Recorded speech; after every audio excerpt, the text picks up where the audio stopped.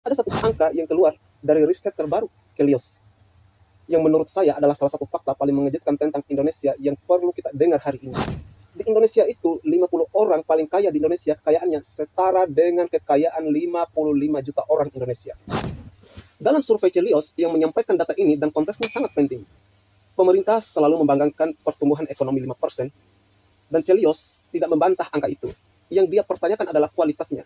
Pertumbuhan 5%, di mana 50 orang semakin kaya, sementara 55 juta orang lainnya tidak merasakan dampak nyata dari pertumbuhan itu bukan sebuah pertumbuhan yang sehat. Istilahnya ada growth, tapi growth hanya dinikmati oleh segelintir orang. Itu adalah apa yang Celios sebut sebagai immaterializing growth, pertumbuhan yang memiskinkan. Angkanya bagus di atas kertas, tapi rakyatnya tidak menjadi lebih sejahtera secara proporsional dan terukur.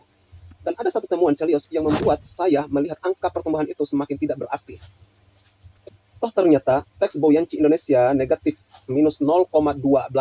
Artinya setiap 1% pertumbuhan ekonomi justru membuat penerimaan pajak turun, bukan naik.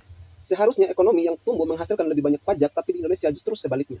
Semakin besar ekonominya, semakin kecil penghasilan negara dari pajak. Kenapa bisa begitu? Karena tax amnesty berkali-kali diberikan kepada mereka yang paling besar potensi pajaknya. Justru yang kelas atasnya, elitnya dikasih gratis. Sementara kelas menengah yang tidak punya koneksi dan tidak bisa negosiasi pajak harus bayar penuh.